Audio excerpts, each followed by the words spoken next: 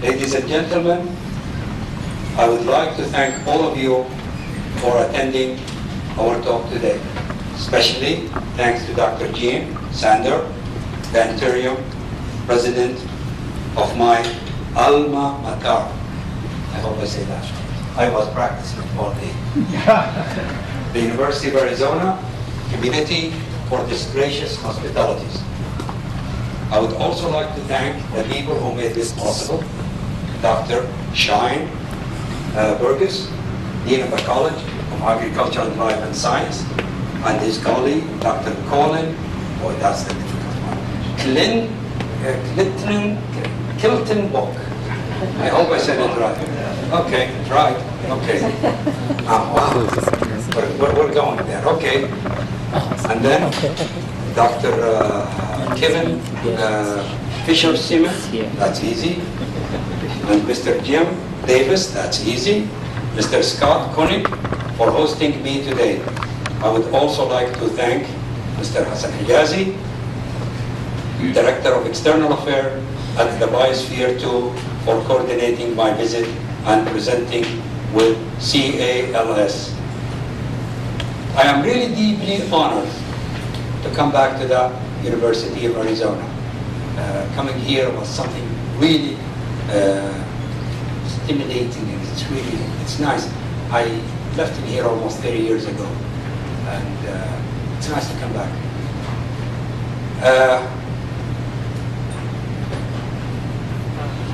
As it's been mentioned earlier, I left the university.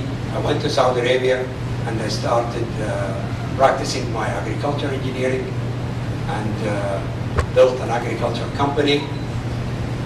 At that time, there was a lot of developments toward agriculture in Saudi Arabia, and we'll talk later why did Saudi Arabia goes into agriculture. And then in 2002, I received a letter from the director of King Fahd University, said, why don't you come and join us on the MBA, executive MBA. I said, hey, you're out of your mind. You're 25 years behind schedule. He said, no, we're on schedule. This program is for people who have a lot of experience. And then I joined the MBA 2 years later, 2004.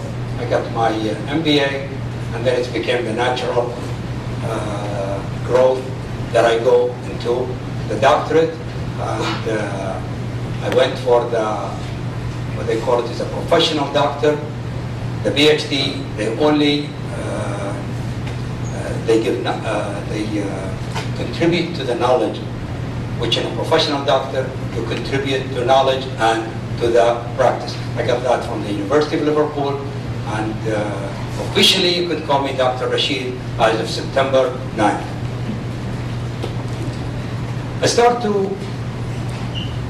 I always have this theory that agriculture is the right tool to invest in people to alleviate poverty. I don't have the empirical data to support my argument. Water resources are available in the world. It's abundant, but it's not distributed equally. Saudi Arabia have a lot of oil, but they don't have water. So water scarcity is a major issue. You want to get anybody's attention from Saudi Arabia, talk to them about water. People are nice to talk about. You have to be careful with the water. You'll use tap waters, and they like to tell you that you have to optimize water in the house. But the truth is, the major user of water is not individual, it's agriculture. I don't know how many of you are familiar with center pivots, but one center pivot, it requires 50 hectares, about 130 acres. It requires 1 minute of that center pivot, only 1 minute.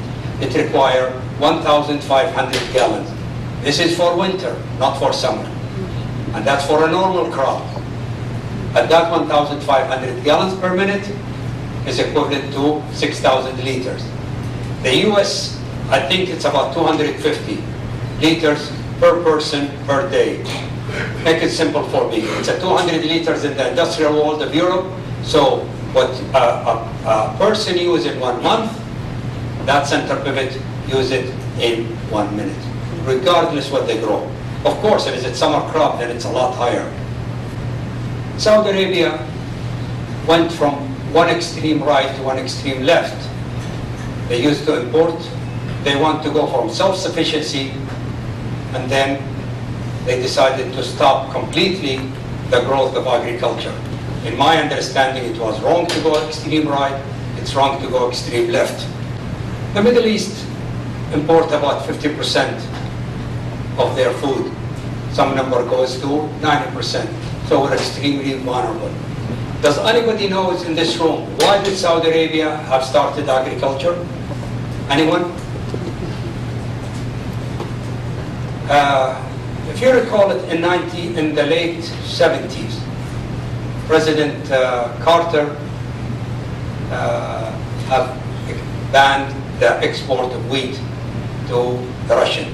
Why? Because they invaded Afghanistan, and we know the story of that.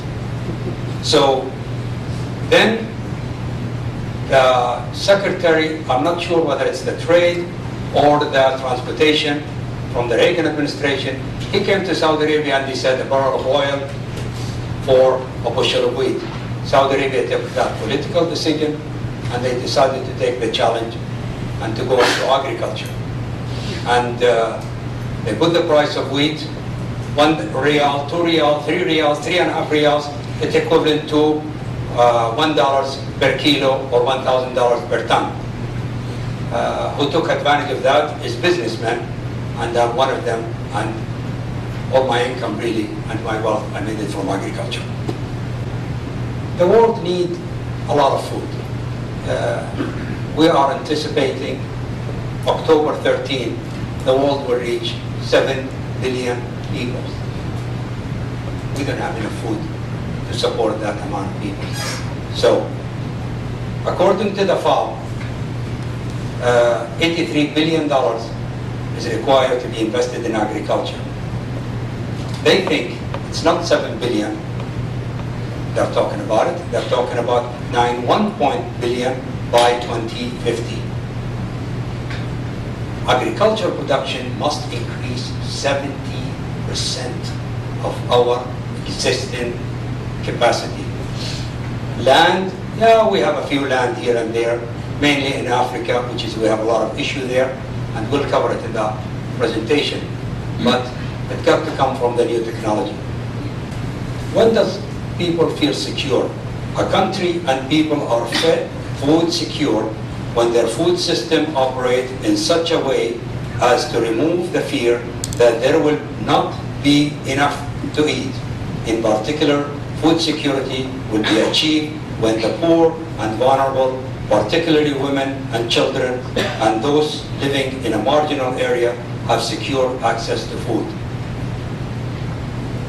This presentation, you will now see detail and address those challenges and give some possibility or a possible solution. I hope you will enjoy it, and I will be more than happy to take all your questions.